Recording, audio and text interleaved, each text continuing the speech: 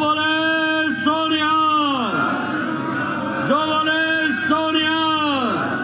हमारे सिख भाई हैं दुनिया भर में, और हमारे सिख भाई संपन्न हैं। वो गुरु हरमंदिर साहब को चंदा देना चाहते हैं, वहां समर्थन करना चाहते हैं, वहां लंगर में अपना योगदान करना चाहते हैं, लेकिन फॉरेन कंट्रीब्यूशन रेगुलेशन एक्ट उन पर लागू होता था। इस कारण से उनको वो दिक्कत। और सबसे बड़ी बात यह है कि हमारी गुरबानी को अब उर्दू में, उड़िया में, मराठी में, हिंदी में, गुजराती में और 15 भाषाओं में ट्रांसलेट करके उसको पढ़ाने का काम शुरू हुआ है। उसको भी ध्यान दें। 84 के दंगे में भी बहुत नुकसान हुआ है, बहुत नुकसान हो गया हमारा। अब हमें नंदलाल की लाइनों को याद रखना है। नंदलाल जी ने कहा था, आगे समझ चलो नंदलाला, पीछे जो बीती सो बीती। भूल जाओ। अब हमारा एक ऐसा मजबूत देश का प्रधानमंत्री, उसका हाथ हमारी कौम के सिर ऊपर है। इसलिए उनके सम्मान में एक जगारा लगा के मैं आदरणीय जगत प्रसाद जी नड्डा जी को आमंत्रित करूंगा। बोले सोनिया। जिंदाबाद, जिंदाबाद,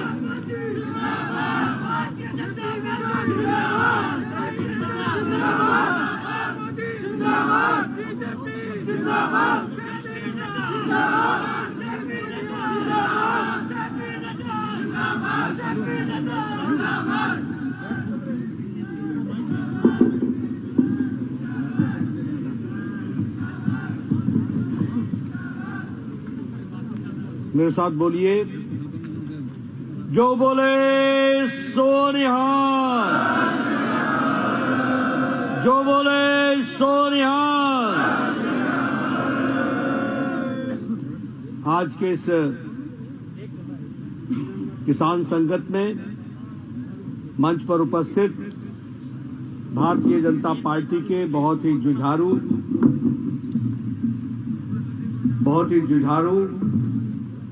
और कर्मशील अध्यक्ष सम्माननीय डॉक्टर सतीश पुनिया जी, हमारे विधानसभा में प्रतिपक्ष के उपनेता और हमारे वरिष्ठ साथी श्री राजेंद्र जी राठौर जी, हमारी प्रभारी और लंबे समय से संगठन का काम कर रही ऐसी हमारी बहन श्रीमती विजय राहटकर जी, हमारे प्रदेश के उपाध्यक्ष सरदार अजय पाल सिंह जी, हमारे पूर्व मंत्री राजस्थान सरकार में सरदार सुरेंद्र पाल सिंह जी, हमारे बहुत ही वरिष्ठ नेता सरदार गुरजंट सिंह जी,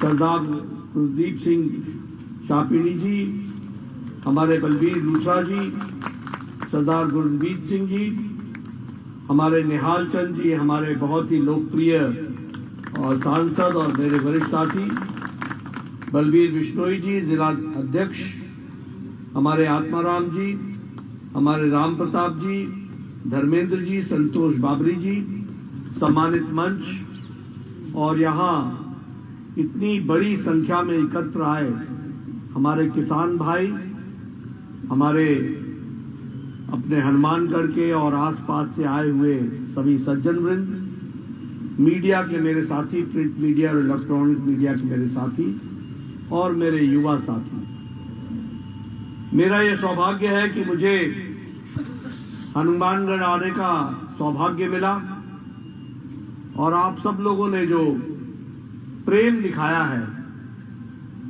जो आप लोगों ने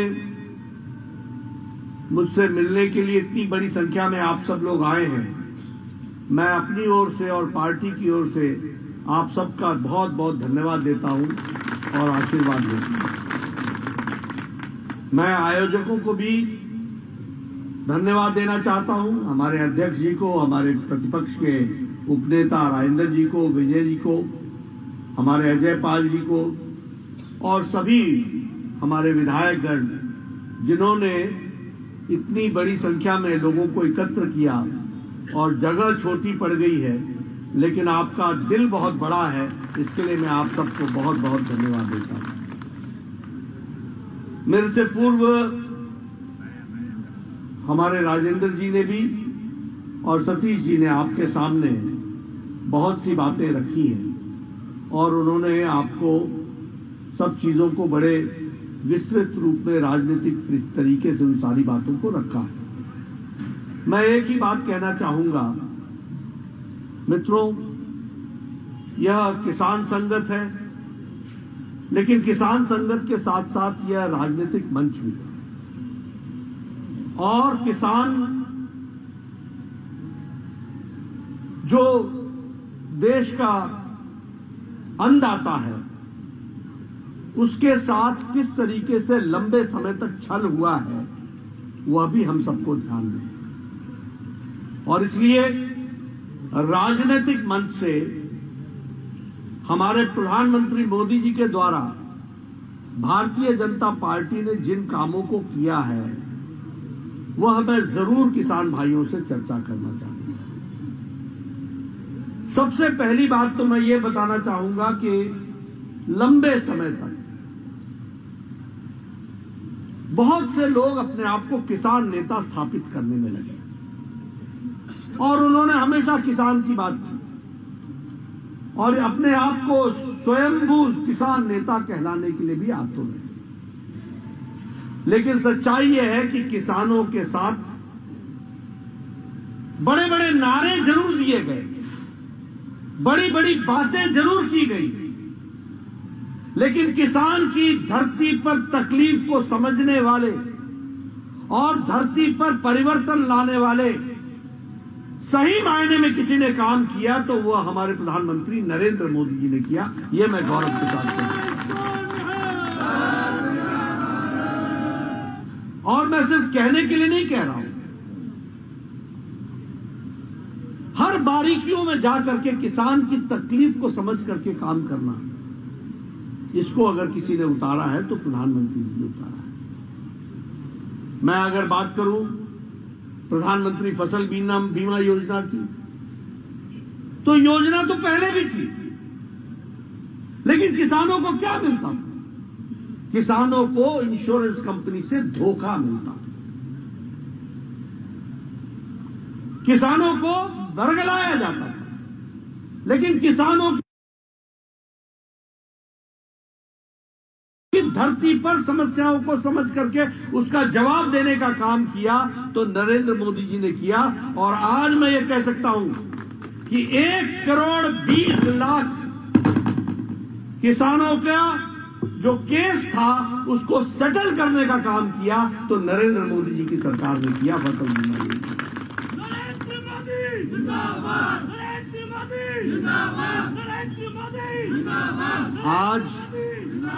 आज जिस किसान सम्मान निधि की हम बात कर रहे हैं, आपको मालूम है किसान सम्मान निधि की आंकड़े क्या है? किसान सम्मान निधि में 11,78,00,000 किसान जुड़े हैं, 11,78,00,000 किसान, और उसमें से 77 लाख किसान हमारे राजस्थान के हैं, गंगानगर के हैं, हमारे हनुमानगढ़ के हैं। और परिवर्तन क्या होता है उसको भी समझिए। एक समय में एक प्रधानमंत्री कहते थे कि मैं 1 रुपया भेजता हूं तो 15 पैसे आप तक पहुंचते हैं, और आज प्रधानमंत्री जी 11,78,00,000 किसानों को एक बटन दबाते हैं तो 25,000 करोड़ रुपए, 2,000 रुपए 11,78,00,000 किसान के खाते में 15 सेकंड के अंदर पहुंच जाता है, उसके खाते भर दिए जाते हैं। और अभी तक जो ये 12 किस्तें दी गई हैं और 12 किस्तों में 2,20,000 करोड़ रुपए किसान के खाते में पहुंचाया गया है। 2,20,000 करोड़ रुपए, यानी 2 लाख करोड़ रुपए और 20,000 करोड़ ये किसान के खाते में 12 इंस्टॉलमेंट में पहुंचाया गया। आप बताइए किस नेता ने इसका ऐसा काम किया है?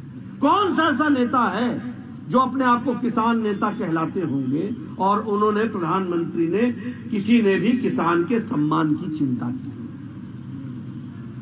अगर मैं बात करूं हमारे प्रधानमंत्री किसान मानदेय योजना, कभी सोचा था कि किसान को पेंशन लगेगी?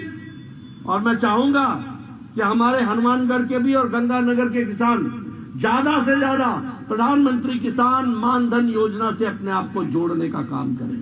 और आपको जानकर के खुशी होगी, 20 लाख किसान जुड़ चुके हैं। आपके राजस्थान से 38,000 किसान जुड़ चुके हैं, लेकिन ये संख्या कम है। मैं तो कहूंगा कि कम से कम 10 लाख 15 लाख किसानों को जुड़ना चाहिए, और उसके लिए योजना बनी है, और आपको मानधन मिलेगा, आपको पेंशन मिलेगी। कभी सोचा नहीं था। इस स्कीम को भी जानने की हमको जरूरत होती है। कभी हमने सोचा था यहां आदमी के स्वास्थ्य की चिंता नहीं होती थी, मिट्टी के स्वास्थ्य की क्या चिंता होती? ये सॉइल हेल्थ कार्ड आपकी मिट्टी क्या उपज कर सकती है और क्या उपज करना चाहिए, ये सॉइल हेल्थ कार्ड देश में 93% मिट्टी की जांच की जा चुकी है। यह भी हमको ध्यान में रखना चाहिए। इसलिए अगर मैं बात करूं प्रधानमंत्री हमारे सॉइल हेल्थ कार्ड की, तो 93% लोगों को उनके जमीन का जो सॉइल का हेल्थ है उसका उनको पूरे की पूरी रिपोर्ट मिल चुकी है। क्या होता है, जब अंधेरा छट जाता है और उजाला आ जाता है तो लोग अंधेरे को भूल जाते हैं, लेकिन मैं हमेशा याद करता हूं, उजाले का मजा लेना हो तो अंधेरे को हमेशा याद रखो। और मैं आपको बताना चाहता हूं, आप बताइए, यूरिया के लिए और फर्टिलाइजर के लिए लाठीचार्ज होता था कि नहीं होता था? आप बताइए, फर्टिलाइजर ब्लैक होता था कि नहीं होता था? और किसान परेशान होता था कि नहीं होता था? यूरिया आया, आता पीछे था, जाता पहले था। मार्केट में आता ही नहीं था, लाठीचार्ज होती थी सरकार, और बोलती थी 1 बोरी ले जाओ, 2 बोरी ले जाओ, 10 बोरी ले जाओ, जैसे एहसान कर रही हो। प्रधानमंत्री मोदी जी ने यूरिया के लिए कोई और जगह इस्तेमाल ना हो, ब्लैक ना हो, नीम कोटेड यूरिया कर दिया। अब कोई ब्लैक नहीं होता, किसान को यूरिया समय पर मिलता है। इस बात को भी हमको ध्यान रखना चाहिए। और इसी तरीके से मैं आप सबसे निवेदन करूंगा, और खास करके हनुमानगढ़ के किसानों को, 1 लाख करोड़ रुपए इंफ्रास्ट्रक्चर के लिए प्रधानमंत्री जी ने रखा है।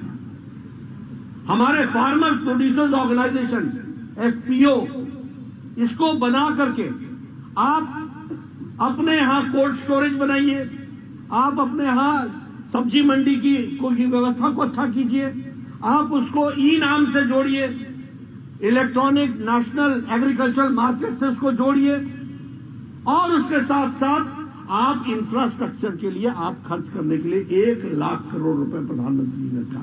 और मैं चाहूंगा कि गंगानगर, हनुमानगढ़ में कोई भी FPO बिना किसी आर्थिक मदद के ना रहे, इसके लिए आपको FPO की दृष्टि से अपने आप को जोड़ करके देखना चाहिए। मैं यहां ये भी बताना चाहूंगा, 2014 में एग्रीकल्चर का बजट 25,000 करोड़ था, 25,000 करोड़।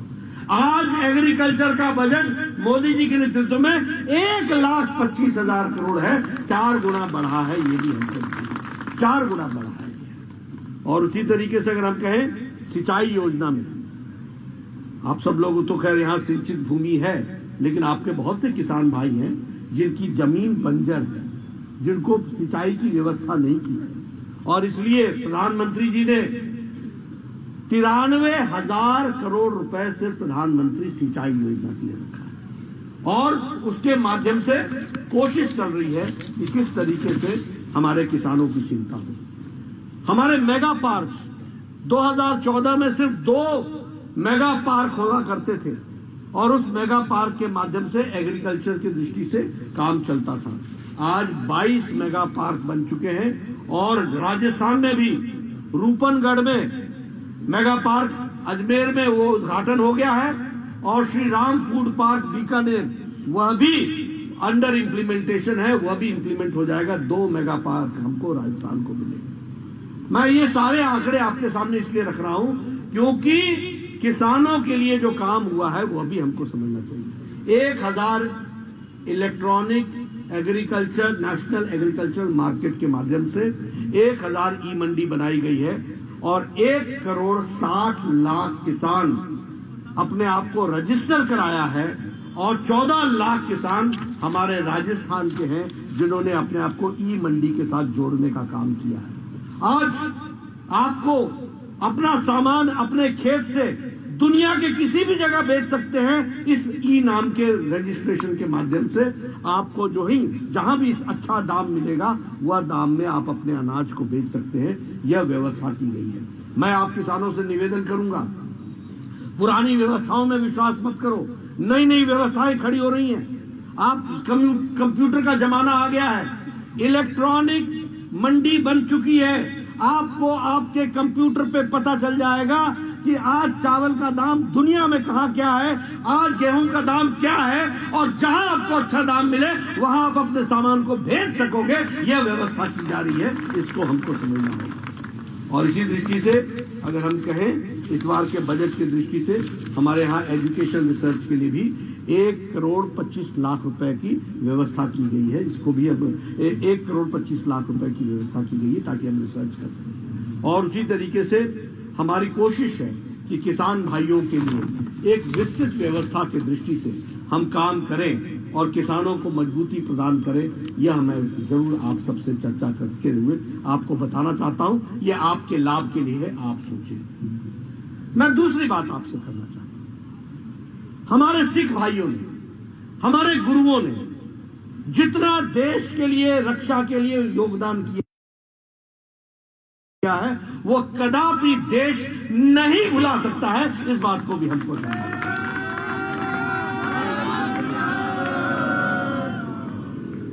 अगर हम देखें तो हमारे ध्यान में आता है कि किस तरीके से हमारे सिख गुरुओं ने हमको शिक्षा दी। हमारे ध्यान में आता है किस तरीके से गुरु गोविंद सिंह जी के साहबजादों ने शहादत दी, किस तरीके से हमारे अन्य गुरुओं ने शहादत दे करके इस देश को एक रखने का काम किया है। उसमें सिख भाइयों का बहुत बड़ा योगदान है। इसको हम कभी भुला नहीं सकते, हमेशा हमको याद रखना चाहिए। जो बोले सोनिया, जो बोले सोनिया। लेकिन यहां पर मैं ये भी बताना चाहता हूं कि सिख भाइयों के साथ सभी राजनीतिक दलों ने हमेशा राजनीति की, सिवाय भारतीय जनता पार्टी को छोड़कर, सिवाय नरेंद्र मोदी जी को छोड़कर। बातें अपने आप में देखने की है। अगर हम बात करें आपका विवाह कार्य की दृष्टि से, आपने कहा था कि आपके कानून में बदलाव आना चाहिए। बात छोटी थी लेकिन किसी ने ध्यान नहीं दिया। लेकिन नरेंद्र मोदी जी ने ध्यान दे करके आपके विवाह कार्य के लिए उस दृष्टि से योजना बना करके उस काम को। अगर मैं बात करूं गुरु ग्रंथ साहब, हरमंदिर साहब पर लंगर पर टैक्स लगता था, लंगर के सामान पर टैक्स लगता था। प्रधानमंत्री जी ने लंगर के टैक्स को छूट देते हुए जीएसटी और आईजीएसटी दोनों से छूट दिला करके और सालाना 325 करोड़ रुपए हरमंदिर साहब के नाम पर खजाने में जमा करने का काम हमारी सरकार ने किया।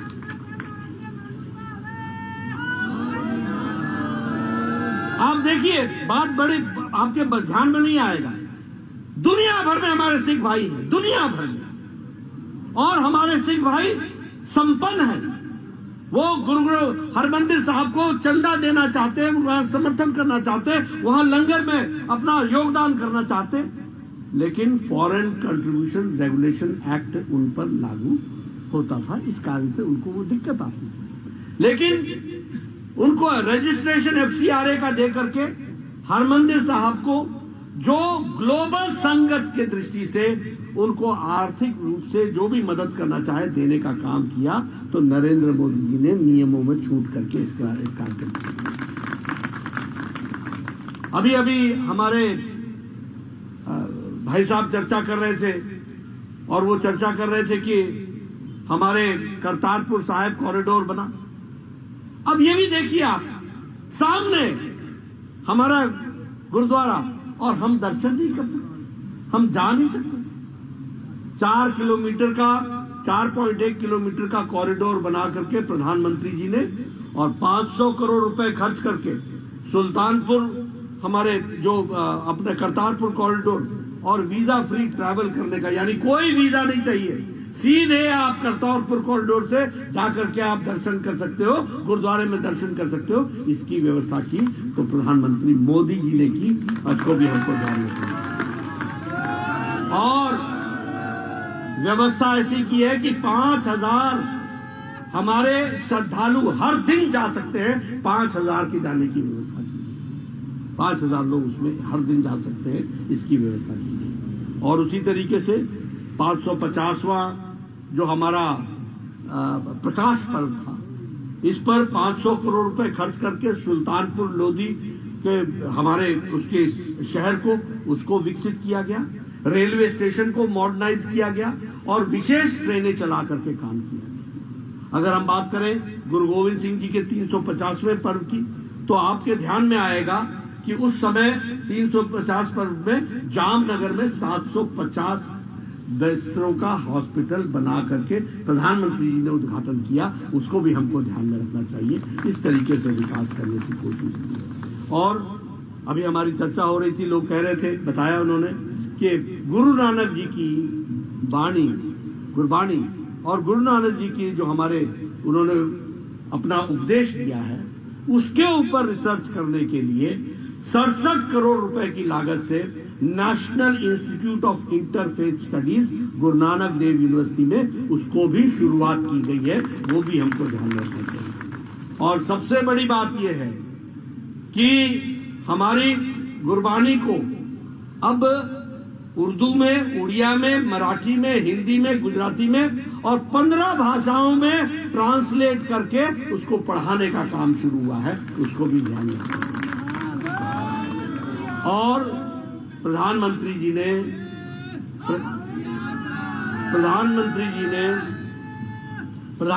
ने यूनेस्को में इस बात का निवेदन किया है कि विदेशी भाषाओं में भी गुरबानी का ट्रांसलेशन होना चाहिए, और ताकि, क्योंकि दुनिया भर में हमारे सिख भाई हैं, वो वहां की भाषा में भी, जर्मनी में, फ्रेंच में, बाकी सब में भी उसकी पढ़ाई हो, इसकी व्यवस्था की जा रही है।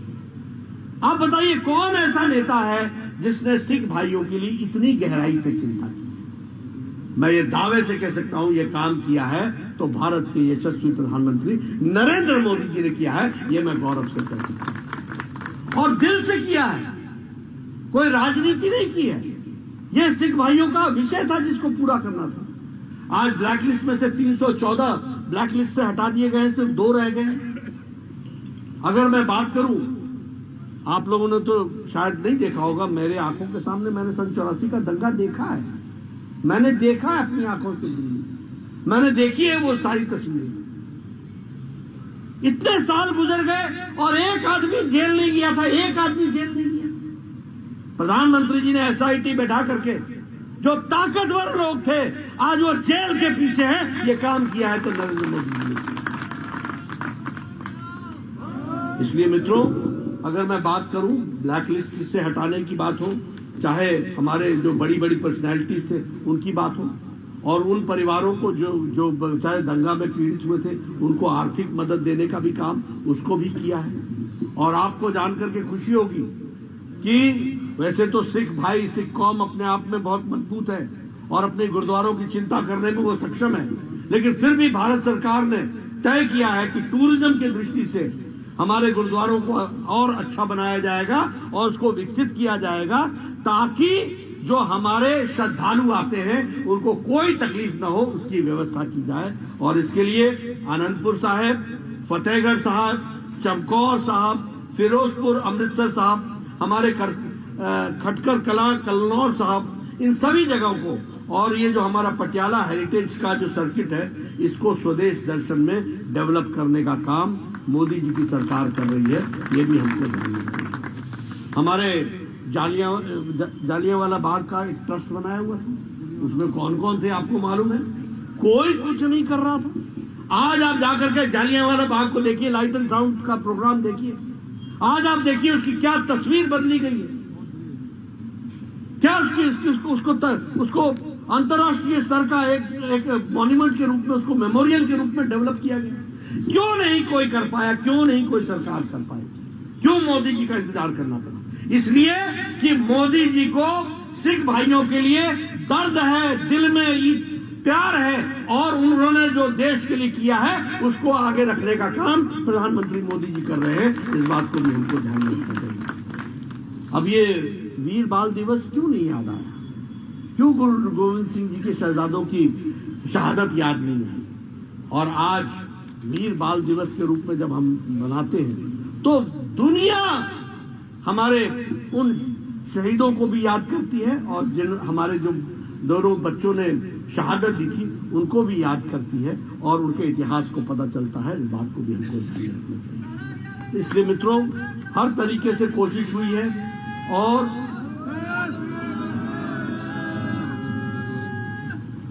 आपको जानकर के खुशी होगी। अभी अब चर्चा हो रही थी, हमारे सतीश पुनिया जी ने कहा कैक्सटन हॉल देखने जाना चाहते थे, वीर उधम सिंह ने वहां जनरल डायर को उसका अंत किया था। और लेकिन आज आपको जानकर के इस बात से भी खुशी होगी कि मोदी जी के नेतृत्व में देश कितना आगे बढ़ गया है।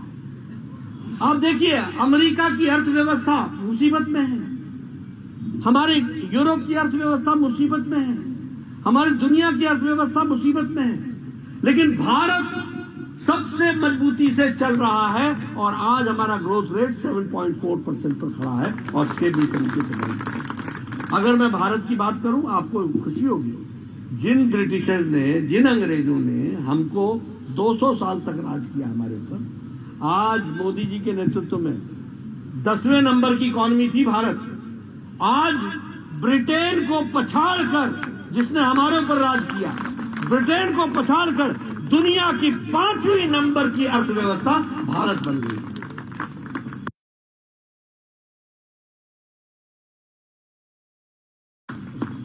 हम पेट्रोकेमिकल्स में हम आगे बढ़ गए, हम टॉय इंडस्ट्री में, ये खिलौने बनाने वाले में दुनिया में 3रे नंबर के देश बन गए। आपको जानकर के खुशी होगी कि ये हम लोग जापानी गाड़ियों के बारे में सुना करते थे, ये डैटसन है, ये टोयोटा है। आज आपको जानकर के खुशी होगी कि भारत ऑटोमोबाइल में जापान को पछाड़ करके 3रे नंबर का ऑटोमोबाइल इंडस्ट्री बन गई है। 3रे नंबर, हमारे आगे सिर्फ 2 रह गए, अमेरिका और चाइना, और उसके बाद भारत ऑटोमोबाइल इंडस्ट्री। ये मोबाइल जो आप लेकर के घूम रहे हैं, जिस मोबाइल को आप लेकर के चलते हैं, 2014 में 92% मोबाइल हमारा विदेश से आता था, इंपोर्ट होता था। आज आपको जानकर खुशी होगी 97% मोबाइल भारत में बन रहा है, 97%। और अगर आप अब नया एप्पल लोगे ना, नया एप्पल, तो नया एप्पल में भी अब मेड इन इंडिया लिखा हुआ है। स्मार्टफोन, अगर आप दवाइयों के, कोरोना की दवाई की बात करो, 100 देशों को भारत ने कोरोना की इंजेक्शन दिया है, 100 देशों, और 48 देशों को मुफ्त दिया है। भारत अब लेने वाला नहीं है, भारत अब मोदी जी के नेतृत्व में देने वाला हो गया है। यह भी हमको समझना चाहिए। इसलिए विकास की दृष्टि से अगर आप देखिएगा, हर दृष्टि से, इकोनॉमी की दृष्टि से देखिए, लेदर इंडस्ट्री में हमारी ग्रोथ 29% है, अगर कॉफी एक्सपोर्ट में हमारी ग्रोथ 36% है, इलेक्ट्रॉनिक में 54% है, केमिकल में 106% हमारी ग्रोथ है। इस तरीके से हम आगे बढ़ रहे हैं। और उसी तरीके से मुझे खुशी है आपके साथ शेयर करते हुए कि राजस्थान में रेलवे बजट पूरे देश का 9 गुना बढ़ा है, और राजस्थान में भी एक समय में रेल का बजट 682 करोड़ था, और इस साल आपका रेल का बजट 9,532 करोड़ है। ये विकास की दृष्टि से। उसी तरीके से अब हम लोग बोलते हैं ब्रॉडबैंड, इंटरनेट, ऑप्टिकल फाइबर। आपको जानकर खुशी होगी कि भारत नेट में 1,72,000 गांवों को जोड़ दिया गया है और राजस्थान के 8,770 गांवों को भी ऑप्टिकल फाइबर से जोड़ दिया है। इस तरीके का विकास का काम किया जा रहा है। मित्रों, मैं आपको इस कहानी को सुनाता चला जाऊं तो दोपहर बीत जाएगी, इसलिए मैं कोई बहुत लंबे आंकड़े नहीं रखना चाहता हूं, लेकिन एक बात बताना चाहता हूं कि आज भारत बदल गया है। आज देश आगे बढ़ रहा है और राजस्थान को भी आगे बढ़ना है। मुझे दुख है जब मैं यहाँ किसान संगत में बात कर रहा हूं तो आपको छल के साथ आपको कहा गया कि क्या कहा गया था कि 1 2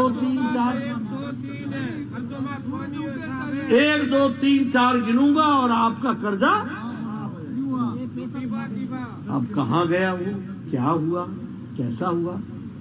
मित्रों, ये छल करने का काम। एक तरफ मोदी जी हैं जो 2,20,000 करोड़ रुपए किसान के खाते में पहुंचाया है, 11 करोड़ 78 लाख किसानों, और एक तरफ ये लोग हैं जो चुनाव आता नहीं है, ये करेंगे वो करेंगे वो करेंगे, जादूगिरी करते हैं। ऐसे लोगों को छुट्टी करनी है कि नहीं? ऐसे लोगों की छुट्टी करनी है कि नहीं करनी है? ऐसे लोगों की छुट्टी करनी है कि नहीं? इनको घर पे बैठाओ और इनको आराम दो और इनको काम दो। इस काम के लिए आप लग जाओ, इस बात को आप ध्यान रखें। इसलिए मित्रों, आपका ज्यादा समय नहीं लूंगा। राजस्थान से मेरा विशेष संबंध हुआ है, मैं आता ही रहूंगा और समय समय पर आप लोगों से मिलता रहूंगा। और हम राजस्थान की संस्कृति पर भी गौरव करते हैं, गर्व करते हैं। बहुत सच्चे पक्के लोग हैं, ईमानदारी से काम करते हैं, सादा जीवन व्यतीत करते हैं और सादे जीवन के साथ साथ उच्च विचार रख करके आप चलते हैं। आप सबको मैं नमन करता हुआ अपनी बात को विराम देता हूं और आप सब लोगों से फिर मिलने आऊंगा इन्हीं शब्दों के साथ। बहुत बहुत धन्यवाद। 3 मिनट केवल मुझे नहीं कोई, मैं इनवाइट करूंगा श्री हरि सिंह जी खालसा, डॉक्टर अमरजीत सिंह जी, हरिकृष्ण हरि सिंह जी खालसा।